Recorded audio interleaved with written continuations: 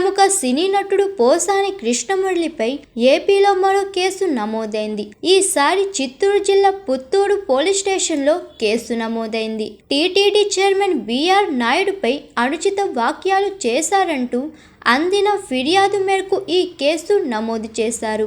పోసానిపై ఏపీలో ఇప్పటికే 11 వరకు కేసులు ఉన్నాయి. ఓబులవారిపల్లె పిఎస్లో నమోదైన కేసులో రాయచోటి పోలీసులు ఇటీవలే అరెస్టు చేశారు. ఈ విచారణ కొనసాగుతుండగానే పీటీ వారెంట్పై నర్సరావుపేట పోలీసులు పోసానిని అదుపులోకి తీసుకుని నేడు కోర్టులో ప్రవేశపెట్టారు. చంద్రబాబు పవన్ పై అనుచిత వ్యాఖ్యలు చేసిన కేసులో కోర్టు పోసానికి 10 రోజుల రిమాండ్ విధించింది. దాంతో అతడిని గుంటూరు జైలుకు తరలించారు. ఈ క్రమంలో పుత్తూరులోని కొత్త కేసు నమోదైంది. అటు పోసానిని అరెస్టు చేసేందుకు ఏపీలోని పలు పోలీస్ స్టేషన్లకు చెందిన పోలీసులు సిద్ధంగా ఉన్నారు.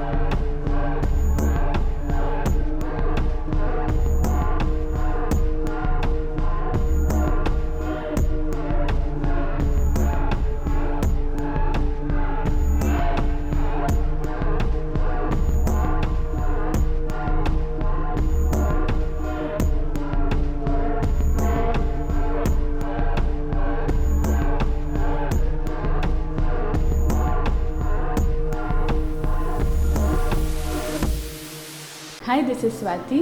Like చేయండి, షేర్ చేయండి, కమెంట్ చేయండి అండ్ సబ్స్క్రైబ్ చేయండి GRTV. Hi, this is Monica. Please like, share and subscribe GRTV.